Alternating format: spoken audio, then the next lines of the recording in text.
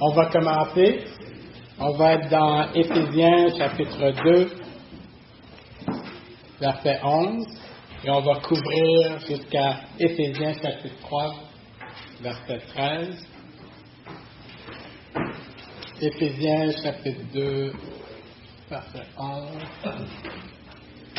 Avons-nous compris ce que Dieu a fait en Jésus? Ici, Paul veut vraiment que nous observions qu'est-ce que Dieu a fait en Jésus. Et on va voir que c'est pas très nouveau, qu'est-ce que Paul va nous apprendre, mais il regarde sur différents angles tout ce qu'il nous a déjà annoncé depuis le chapitre 1. Et ainsi, pour Paul, il veut s'assurer que notre compréhension de ce que Dieu a fait pour nous, elle est vraiment ancrée. Parce que cette compréhension va être le moteur des actions qu'il va nous demander de faire, des exhortations qu'il va nous offrir à partir du chapitre 4. Donc, Paul ainsi veut que nous comprenions notre position, notre union et le mystère qui a été révélé. Donc, comprendre pour agir. Et ici, vraiment, comme je dis, Paul amène les mêmes vérités, mais depuis des angles et des perspectives différentes. Ainsi, on peut lire dans 2:11. C'est pourquoi vous, autrefois païens dans la chair, appelés circoncis par ceux qu'on appelle circoncis, et qui le sont en la chair par la main de l'homme, souvenez-vous que vous étiez en ce temps-là sans Christ, privés du droit de cité en Israël, étrangers aux alliances de la promesse, sans espérance et sans Dieu dans le monde. Mais maintenant, en Jésus-Christ, vous qui étiez jadis éloignés, vous avez été rapprochés par le sang de Christ, car il est notre paix, lui qui des deux n'en a fait qu'un, et qui a renversé le mur de séparation, l'inimitié, ayant anéanti par sa chair la loi des ordonnances dans ses prescriptions, afin de créer en lui-même, avec les deux, un seul homme nouveau, en établissant la paix, et de les réconcilier l'un et l'autre en un seul corps, avec Dieu par la croix, en détruisant par elle l'inimitié. Il est venu annoncer la paix à vous qui étiez loin, et la paix à ceux qui étaient près. Car par lui, nous avons les uns les autres accès auprès du Père dans un même esprit. Ainsi donc, vous n'êtes plus des étrangers ni des gens du dehors, mais vous êtes concitoyens des saints, gens de la maison de Dieu. Vous avez été édifiés par le fondement des apôtres et des prophètes, Jésus-Christ lui-même étant la pierre angulaire. En lui, tout l'édifice bien coordonné s'élève pour être un temple saint dans le Seigneur. En lui, vous êtes aussi édifiés pour être une habitation de Dieu en esprit. Donc, Paul commence en nous disant c'est pourquoi. Ici, il fait ça va être un parallèle entre les versets qu'on avait vus avec Richard dans chapitre 2, versets 1 à 10, où on avait vu que Paul nous présentait notre situation passée et comment Dieu était intervenu pour que nous soyons réconciliés avec lui. Donc, Paul nous présente comment nous avons été sauvés, rachetés de l'état de pécheur que nous étions. Et ici, la manière que Paul a présenté cette vérité-là, c'était de manière individuelle.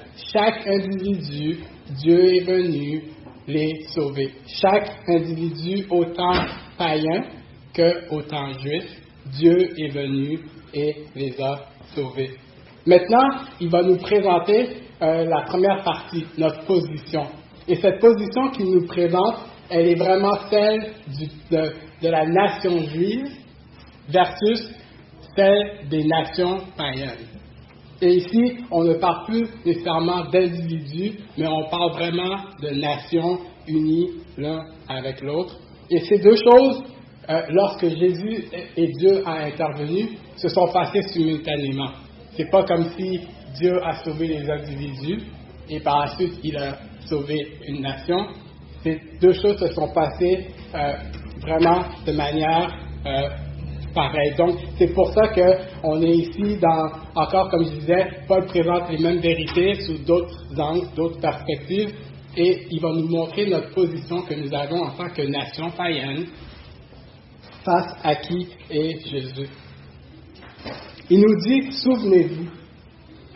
Souvenez-vous. Et ça, c'est un concept qui est très constant dans l'approche que Paul fait par rapport aux vérités. Comme Richard nous avait montré, nous avait parlé, on avait vu notre position en tant qu'individu mort au péché, et par la suite, Dieu nous a offert sa grâce. Et ici, Paul veut que nous nous souvenons. Donc, une question que j'ai pour vous, c'est comment se souvenir de notre ancienne nature, de notre ancienne condition, peut-il être bénéfique pour notre âme?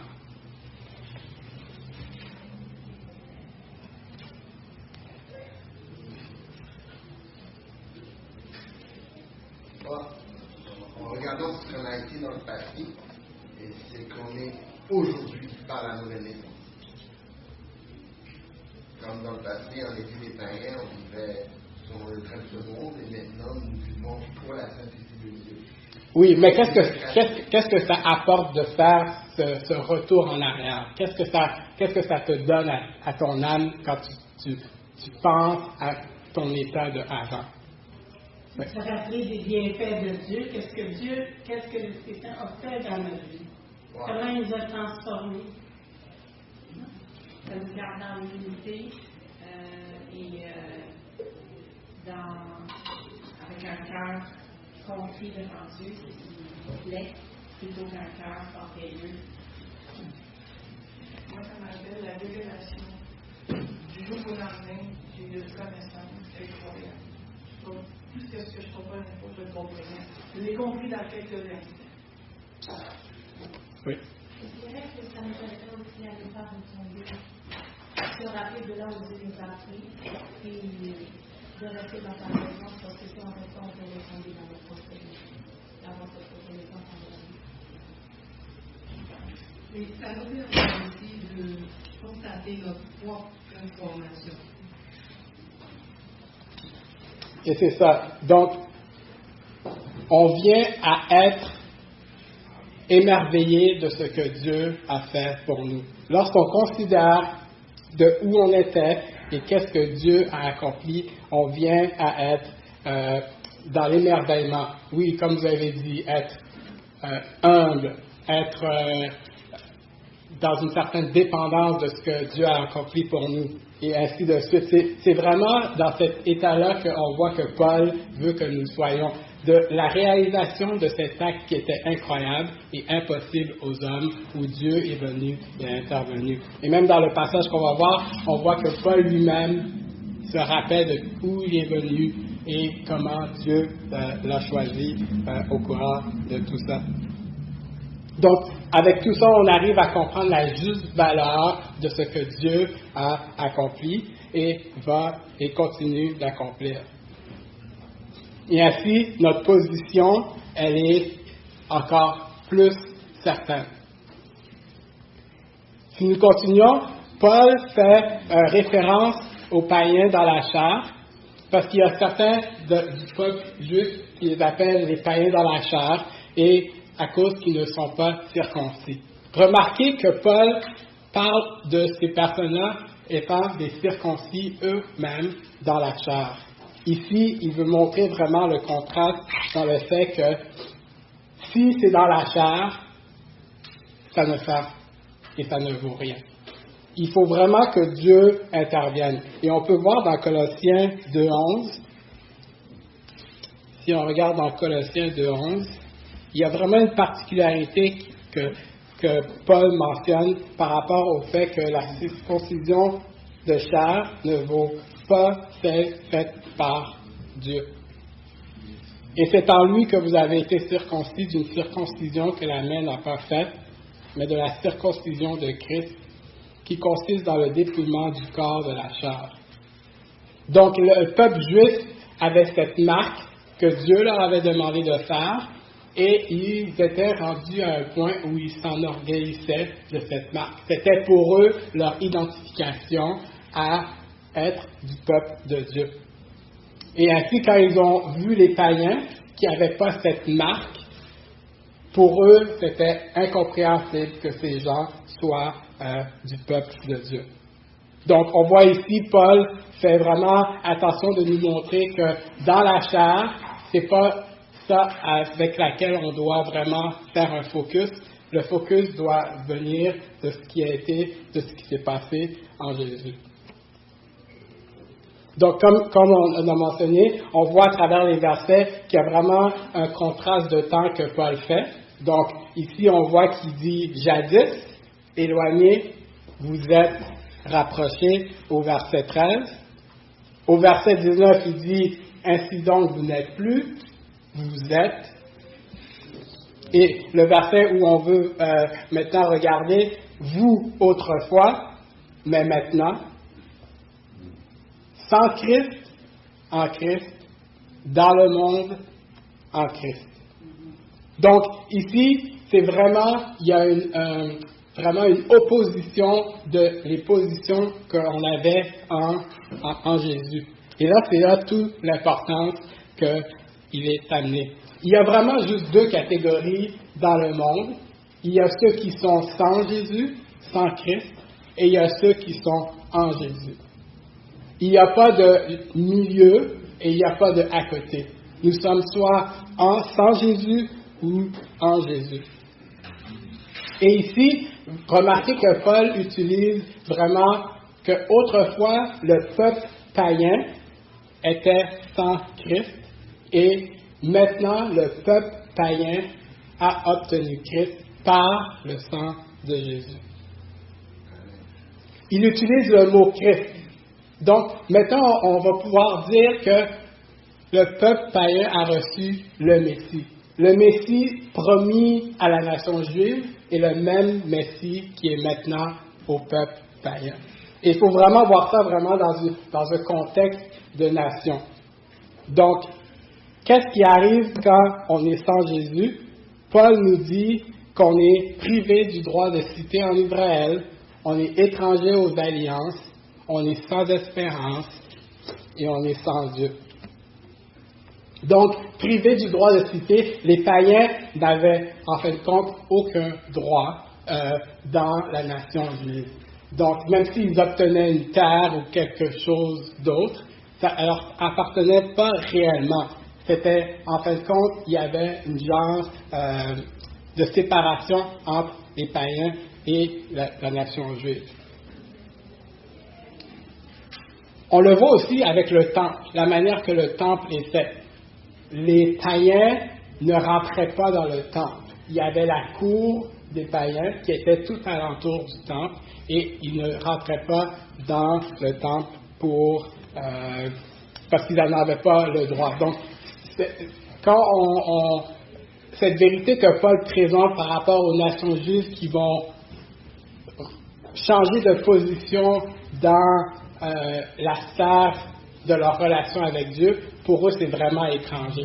Ce que Paul présente pour eux, c'est vraiment quelque chose de complètement à l'encontre de ce qu'ils avaient dans la pensée.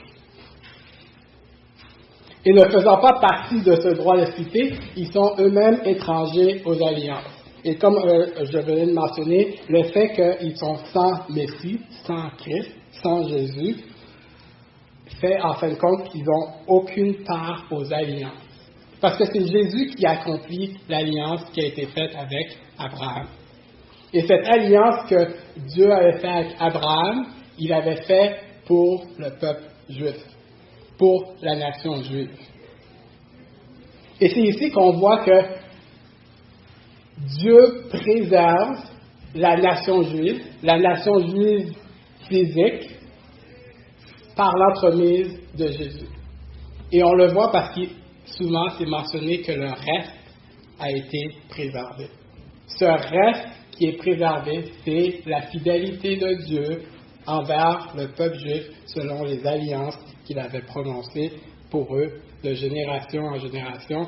Dieu reste fidèle et il garde ce reste auprès du peuple juif. Et bien qu'il va y avoir des individus hommes et femmes juifs qui vont être séparés de Dieu éternellement. La nation juive est assurée par l'alliance que Dieu a faite avec Abraham, avec David, avec les Lévites, qui vont devenir et conserver leur relation avec Dieu jusqu'à la fin des temps, jusque dans l'éternité. Et cette alliance-là, les païens n'ont pas. Sans Jésus, sans Christ, les païens n'ont pas. Ce qui fait qu'il y a une autre couche qui devient, on n'a aucune espérance sans Jésus. Les nations païennes n'ont pas l'espoir de voir Dieu agir pour eux et de les conserver jusque dans l'éternité avec eux, avec lui. Mais Dieu avait promis ça à Abraham. On le voit dans Genèse 17, 7.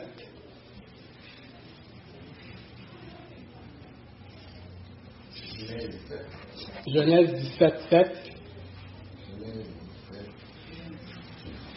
J'établirai mon alliance entre moi et toi et tes descendants après toi, selon leur génération. Ce sera une alliance perpétuelle en vertu de laquelle je serai ton Dieu et celui de ta postérité après toi. Et donc Dieu promet que le peuple juif sera avec lui de génération en génération. Les païens sont sans espérance. Ils sont condamnés à vivre et à aller sans Dieu. C'est ça la position sans Jésus. Et donc, si on n'a pas d'espérance, on est sans Dieu. Et c'est la couche finale, malgré les nombreux dieux qui peuvent exister, si on n'est pas avec le vrai Dieu, notre condition, notre position, elle est fichue, sans Dieu. Mais ce qui est bien avec ce que Paul nous présente, c'est ce contraste. Il nous dit, mais maintenant, en Jésus. Donc, la position qu'on avait en tant que nation païenne, sans espoir, à cause de l'intervention de Jésus, elle est transposée et notre position devient semblable à celle du peuple juif, de la nation juive. Ainsi, au verset 19 et suivant, on peut voir qu'en Jésus, on n'est plus du tout étranger, on n'est ni des gens du dehors, on est concitoyens des saints, gens de la maison de Dieu. Donc, le peuple juif, avec tous les croyants avec eux, deviennent maintenant participants dans les mêmes privilèges que le peuple juif.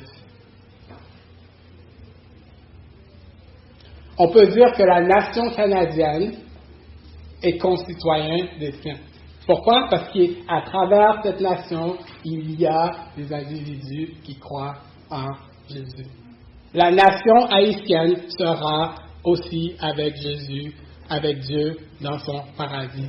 Et Dieu, dans sa fidélité, va faire en sorte que ça va arriver.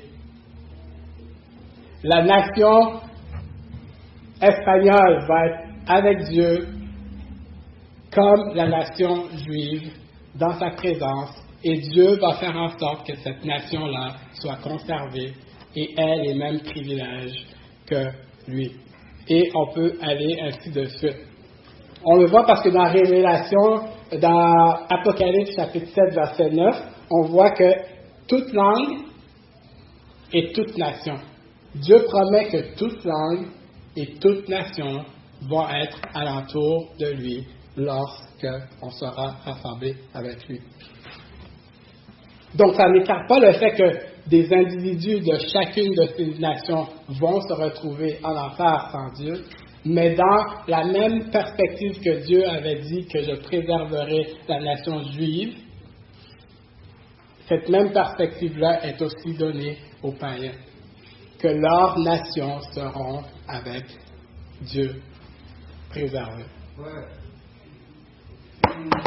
Si la nation juive commet des péchés contre Dieu, est-ce que ce n'est pas pardonné ou bien punir ce péché? On va voir plus tard que Dieu, le péché pour Dieu ne change pas quel que soit qui on est. Par contre, la vérité qu'il faut retenir, c'est que Dieu va conserver son peuple. C'est le peuple que Dieu a choisi. En fait, quand nous, on parle de prédestination, on peut s'ancrer sur le fait que Dieu avait choisi aussi le peuple juif et qu'il a continué à en prendre soin. Oui, il va avoir des péchés, comme nous, on commet des péchés, mais dans sa grâce, Dieu va conserver des gens, des individus qui vont continuer à croire en lui, qui vont avoir la foi en lui, qui vont avoir la foi en Jésus et qui va faire en sorte que la nation juive est préservée pour l'éternité. Je ne sais pas si ça répond à la question. Enfin, les sauvés, c'est une nation. C'est ça.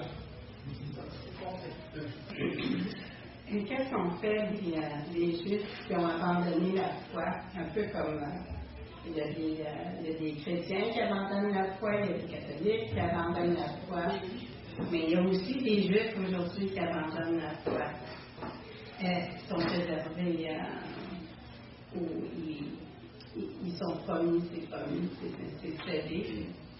Outre le fait que je ne sais pas qu'est-ce que dans le cœur de l'individu a réellement et que Dieu, c'est lui à la fin qui va pouvoir juger, Dieu est quand même clair que, et on peut le voir là, dans Romains 2, 28 à 29. Romains 2, 28 à 29.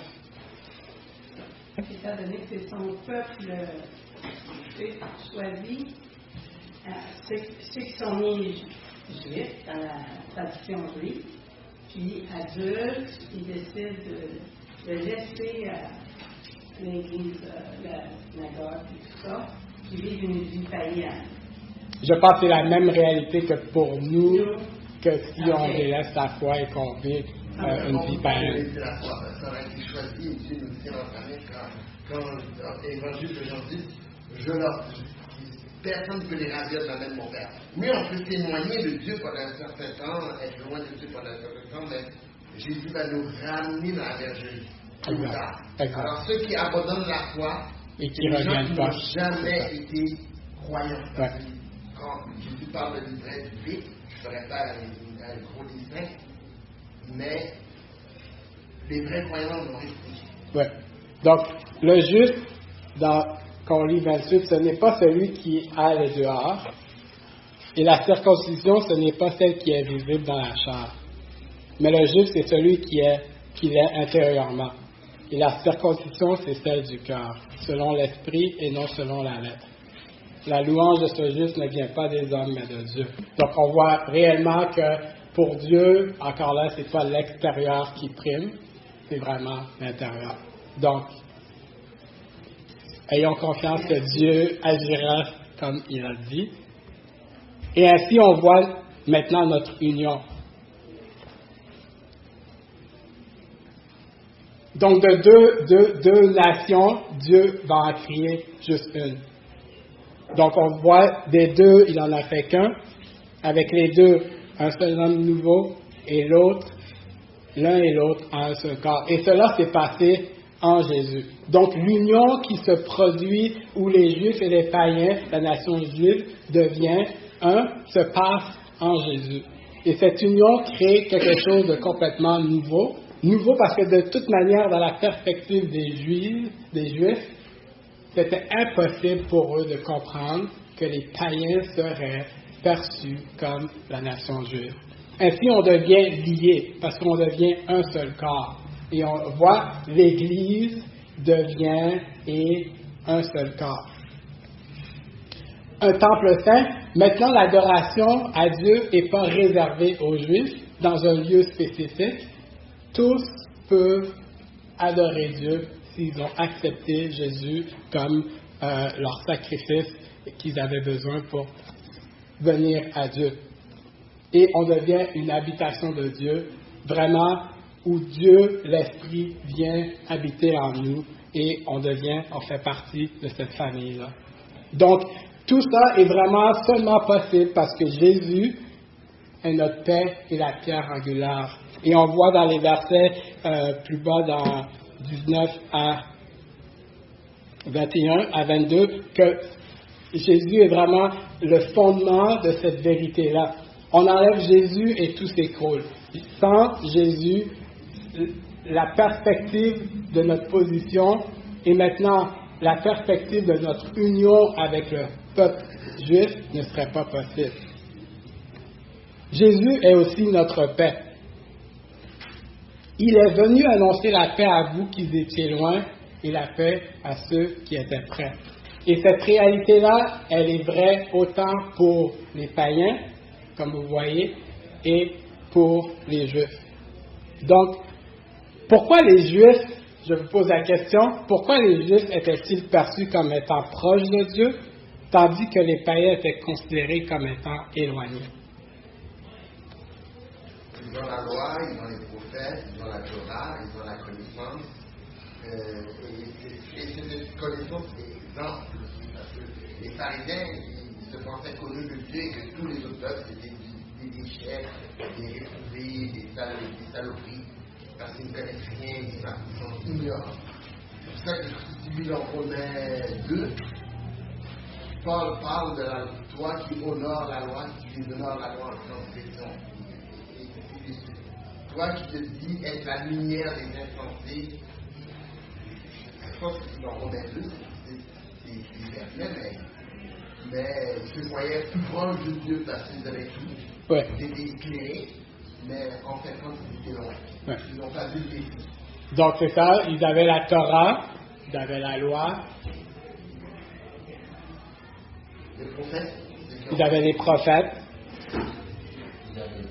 ils avaient le temps. Et ainsi, on voit vraiment, et c'est pour ça que pour eux, dans leur perspective, ils étaient vraiment proches.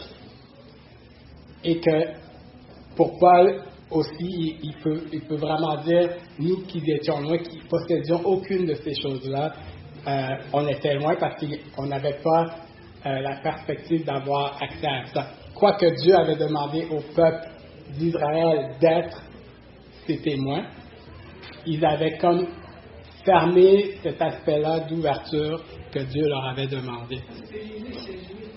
Oui. Et Jésus, j'en parle un peu plus tard, est venu premièrement aussi pour les Juifs. Mais Jésus est notre paix. Et là, on voit, il est la paix, il a établi la paix, la paix, la paix. Donc, ça, c'est vraiment un élément essentiel.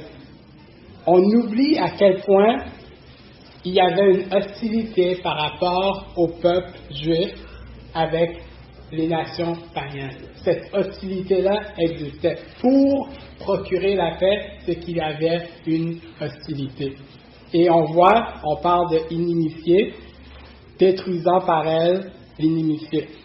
Donc, sans Jésus, la nation païenne et les nations juives ont entre eux une hostilité, et cette hostilité-là, c'est le mur de séparation. Un mur de séparation qui fait en sorte qu'ils sont constamment en conflit. Donc, les Juifs ne s'associaient pas avec les nations païennes, puis dans un sens, Dieu leur avait demandé de faire ainsi pour éliminer cette corruption qu'il y avait, qui aurait pu subvenir avec eux. Donc, nous observons que le péché même crée une hostilité autant envers Dieu et les êtres humains, autant entre les humains entre eux. Donc ici, la nation juive et les païens, sans Jésus, ont, en fin de compte, un mur qui les sépare. Mais Jésus, il vient et il dit que par lui, cette hostilité-là, il va la créer et il va créer une paix. Ce qui fait en sorte que les païens et les juifs vont être maintenant unis. C'est un des concepts très importants de l'Église, l'unité.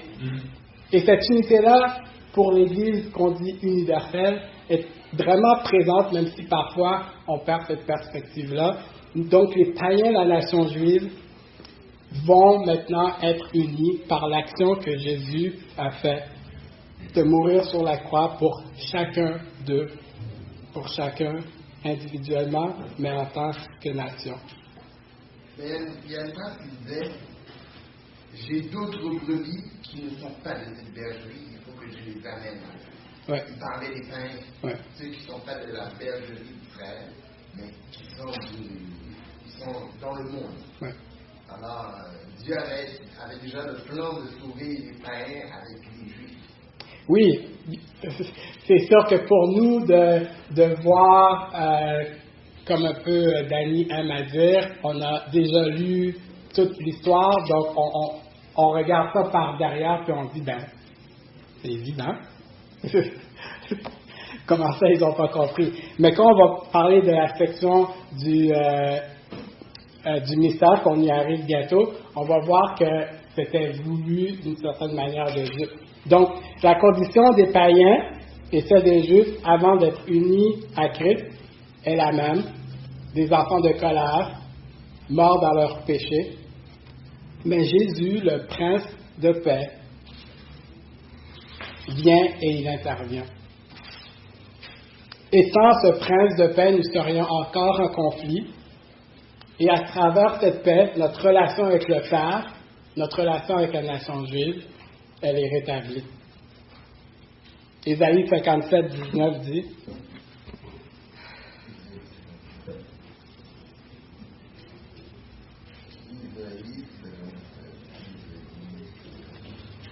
je mettrai la louange sur les lèvres. Paix, paix à celui qui est loin et à celui qui est près, dit l'Éternel. Je les guérirai.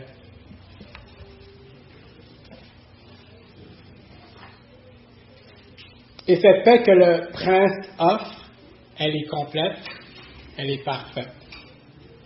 Donc nous avons vu notre position en tant que nation païenne, semblable maintenant à celle de la nation juive. Le fait que cette position a été établie et changée fait en sorte maintenant, on vient de voir que nous avons été unis avec la nation juive, ayant les mêmes privilèges qu'eux. Et maintenant, nous allons regarder le mystère révélé.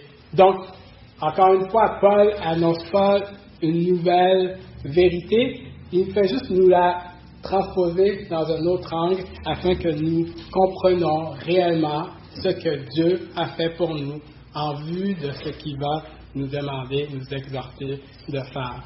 Donc, on peut lire au chapitre 3, verset 1.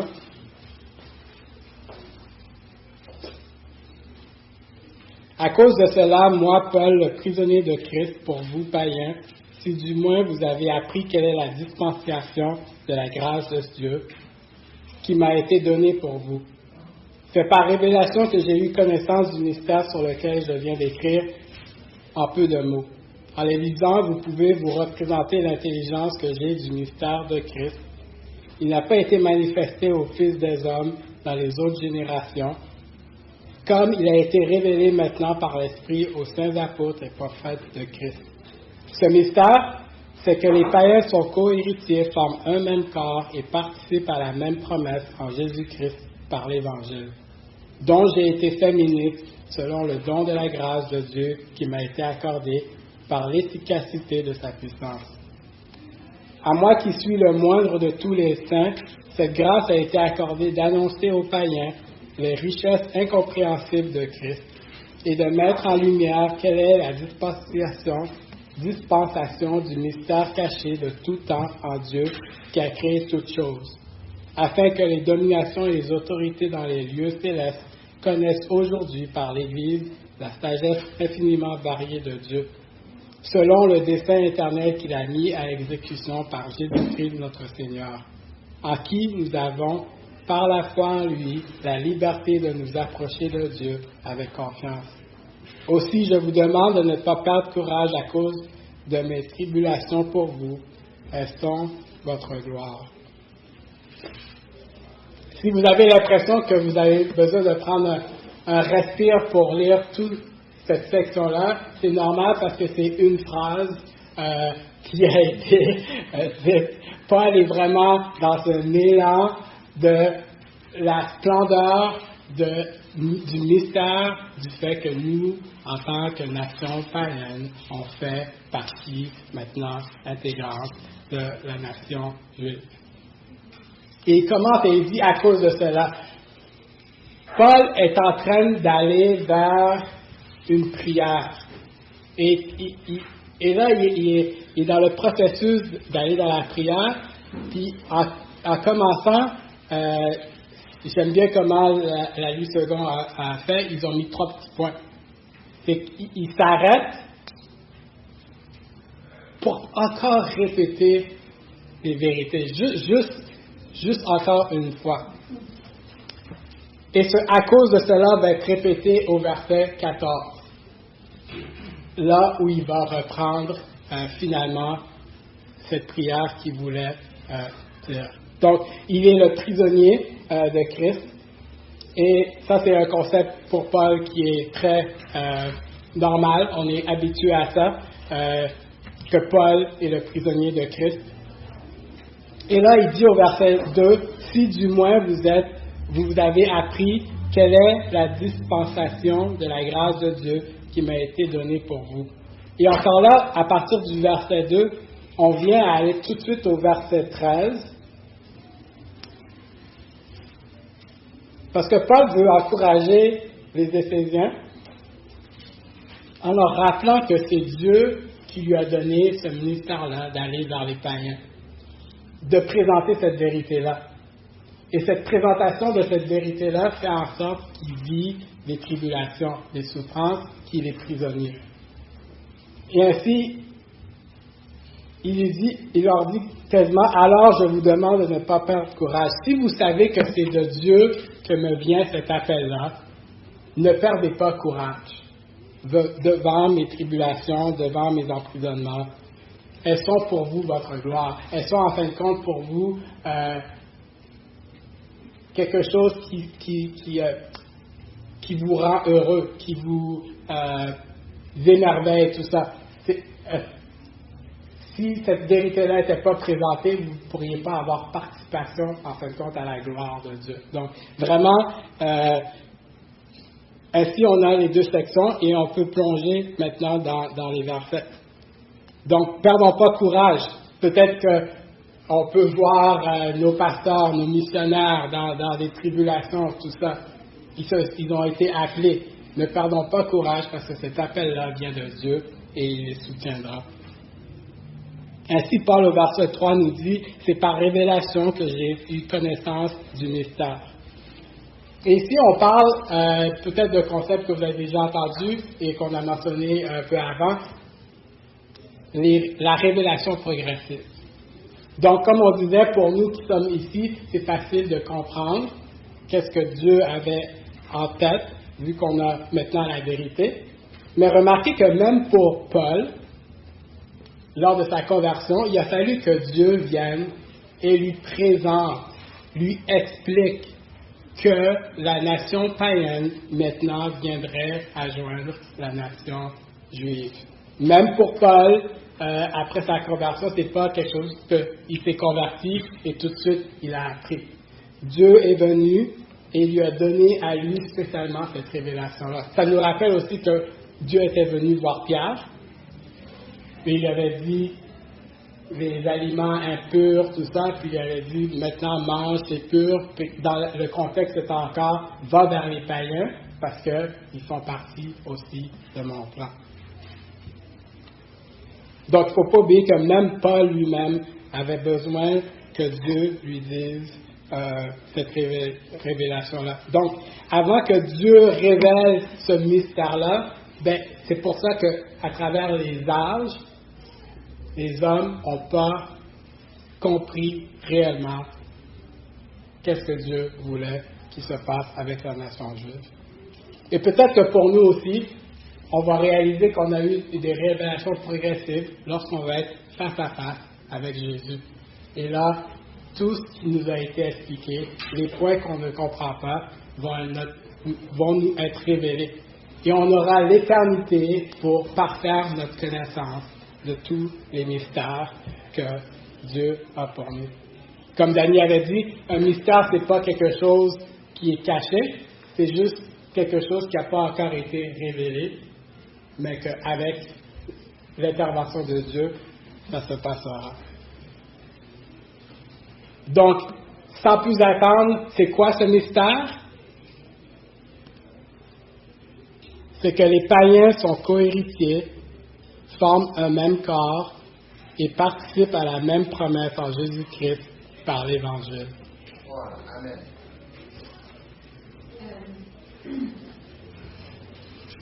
Un juif en 2025 doit se confier en Jésus pour son salut et l'organisation. Oui. Et nous aussi, les non-juifs. Donc, est-ce qu'on devrait. Pourquoi est-ce qu'on cherche comment bibliquement on devrait les traiter? Est-ce qu'on devrait leur donner plus d'honneur parce qu'ils sont juifs?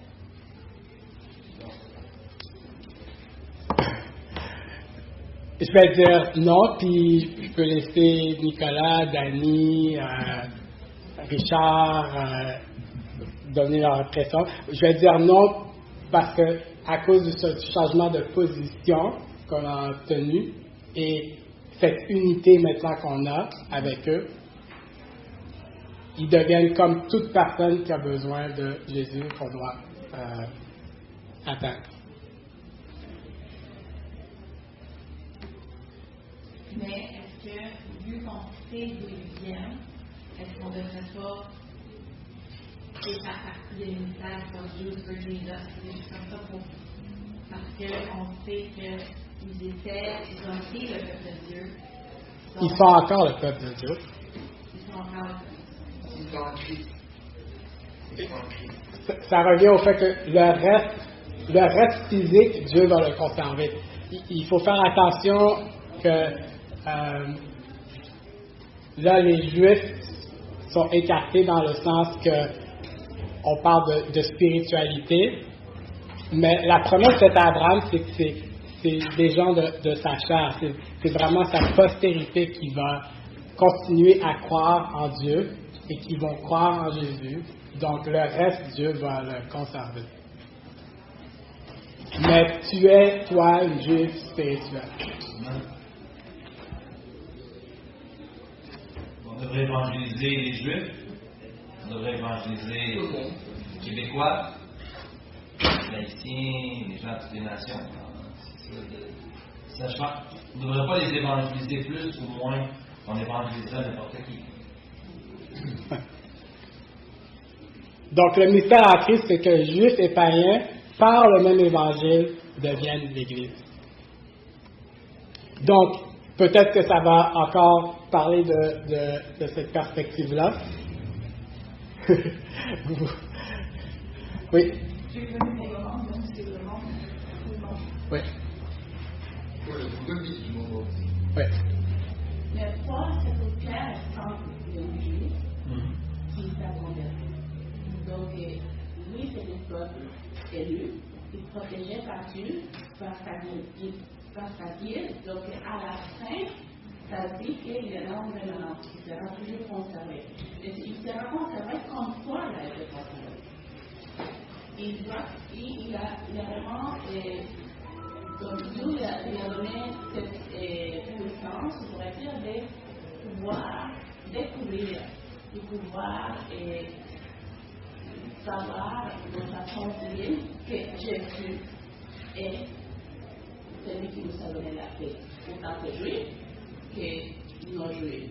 Donc, ça devient comme Paul, c'est notre clair exemple. Il est juif, qui de la même façon qu'il a été sauvé, de la même façon, de la même manière. N'importe quelle nation, n'importe quelle c'est un monde. Mais on va dire, les Juifs, c'est une nation élue par Dieu, c'est spécial, je veux dire, par la volonté de Dieu. Oui. Pas le Dieu qui l'a choisi, il sera toujours choisi différemment, mais c'est là, je sais pas. Oui, parce que Paul parle de faire attention de ne pas dénigrer la nation juive. Il nous rappelle que le salut est vraiment venu de la nation juive. Il y a des concepts qui sont très importants de comprendre comment Dieu intervient dans la nation juive pour qu'on soit assurés, nous, des promesses que Dieu nous fait en tant que nation. Et juste le concept de la prédestination se voit dans le fait que Dieu a choisi un peuple. Et le concept de la prédestination, un peu comme Charles Olivier dit, c'est quand Dieu t'a choisi, il t'a choisi. Fait que le reste est déjà choisi. Comme nous, on a été choisis. Donc, si on croit à la prédestination puis c'est une vérité qui nous est précieuse, ben, elle est vraiment vue dans le fait quand Dieu a choisi le peuple juif. Il les a choisis pas parce qu'ils étaient beaux, grands, forts, il les a choisis. Est-ce qu'on ne peut pas voir là aussi la providence de Dieu depuis Genèse 3:15 où la promesse de rédemption a été faite à l'époque Abraham, c'était pas encore toutes les nations dans Genèse 3:15. Exact. Mais c'est ça. Mais jusqu'à temps que Dieu le révèle à Paul, on ne l'aurait jamais compris de cette manière-là. Je vais continuer. Donc, le concept, c'est vraiment que l'hostilité,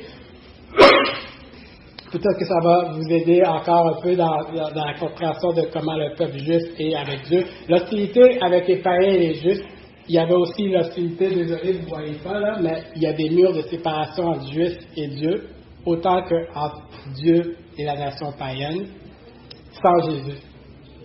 Donc, Dieu accomplit sa promesse faite à Abraham en Jésus. Puis s'il n'y avait pas eu Jésus, cette promesse-là n'aurait pas pu être accomplie.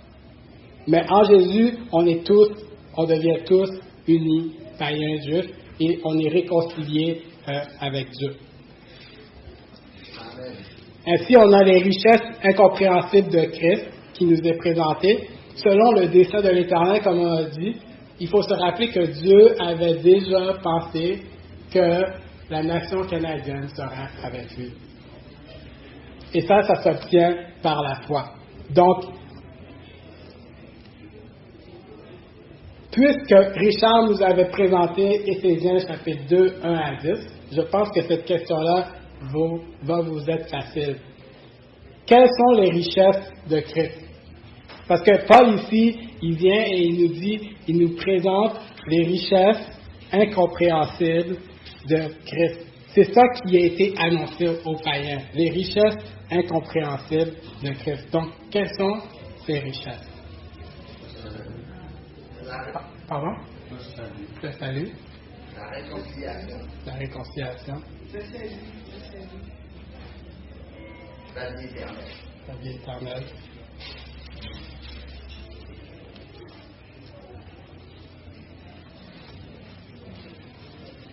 On pourrait même dire le pardon. Le pardon. J'aime bien le fait que vous n'avez pas commencé en me disant une auto, une maison, une famille, et que réellement les richesses que Dieu nous donne sont éternelles. Sa grâce, la gloire de son héritage, la garantie de cet héritage-là, les vérités de Dieu, la sagesse de Dieu, la vie de Dieu, et ainsi de suite. Comme on avait vu la semaine passée, c'est incompréhensible. C'est tellement par-dessus. Une image que j'ai lue, c'était que c'est comme un compte en banque que tu peux retirer constamment de ces richesses-là. Et tu retires, il y en a constamment. Inépuisable. Ouais. Et donc, ce mystère-là, c'est pas un plan B, parce qu'on n'a jamais eu. C'était le plan de Dieu depuis le début. Et c'est là que quand on lit le dessein de l'Éternel, c'était ça son plan depuis le début. Et pour tous, ça s'obtient par la foi. Et on le voit, j'aime bien l'histoire comme Rahab, qui a été greffée en tant qu'individu à la nation juive à cause de la foi qu'elle avait eue. C'est une païenne. Oui. Elle est ancêtre du roi David. Oui. Tout comme Ruth est ancêtre du roi David. Tout comme Ruth et Arabe vont faire partie de la lignée de Jésus. Alors, Dieu a inclus dans son ADN des païens. Parce que Ruth et Arabe étaient des païens qui devrait être écarté du peuple juif. Oui. Et alors, il veut montrer que, même par sa généalogie, il veut montrer que les païens sont inclus en lui. Ouais. Et maintenant que ce mystère-là nous est révélé, wow, la beauté de l'Ancien Testament, de la parole de Dieu, prend tout son sens. Et donc, on obtient tous par la foi Jésus, et ça avec une humilité. La foi nous donne l'humilité, nous donne d'être entièrement dépendants de Dieu et nous donne une assurance fondée en Jésus. Donc, rappelons-nous du fait qu'il nous faut comprendre cela. Bientôt, Paul va nous dire ses exhortations, et à moins qu'on comprenne que notre position maintenant est comme celle des Juifs, à moins qu'on comprenne que notre position, on est maintenant unis et qu'on forme une Église, et que ce mystère qu'on est co-héritier, donc on est fils, fille de Dieu, on possède cet héritage-là, co-héritier avec les Juifs, mais aussi co-héritier avec Jésus. Et donc, il nous faut comprendre ça pour que quand Paul va nous dire d'enlever et de revêtir, ça fait du sens pour nous. Et on veut le faire parce qu'on comprend maintenant qui nous sommes. Donc, comprenons que notre position a changé, que nous sommes maintenant unis avec le peuple juif et que le mystère révélé en Christ, c'est que nous sommes co-héritiers. Prions. Père, je veux te remercier parce que ce plan, c'est ton plan.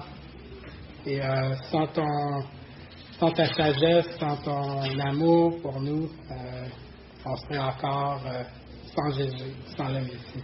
Merci parce que tu as pourvu une solution pour nous ramener à toi. C'est toi qui as agi et qui fait en sorte que maintenant on peut venir t'adorer, te glorifier, te louer.